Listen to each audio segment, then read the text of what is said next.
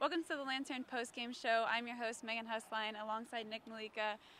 The Buckeyes took on Maryland today, and it was certainly an interesting one. You know, not really what Buckeye fans may have expected. However, they did come out victorious. Just what are your initial thoughts, Nick?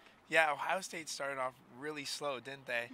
I mean, Maryland went down and they scored off the fourth down turnover from Ohio State, and then it just seemed like Maryland's game in that first half. Yeah, definitely Ohio State flipped a switch in the second half as they did win 34-17. Just going into some key takeaways of the game. First off, Ohio State's defense definitely kept them in this.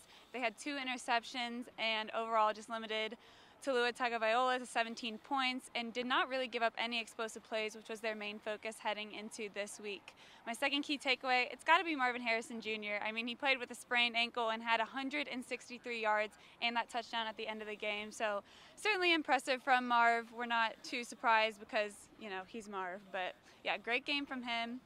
And lastly, my last takeaway, the penalties. Ohio State really did just rack up so many penalties this game, just really shooting themselves in the foot. So definitely something that they need to keep an eye on moving forward and just really limiting the penalties.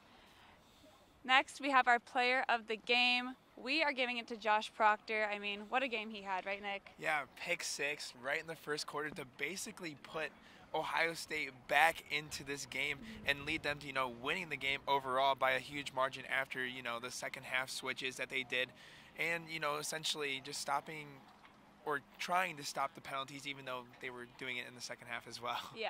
Proctor definitely giving the Buckeyes the spark that they needed, and he was honestly the spark on this Buckeye defense all game long. He was just constantly riling up the crowd, making sure that it was a loud and tough environment for Maryland to play in, and it must have worked because Taulia did not have his best game, but in the end it worked out for Ohio State.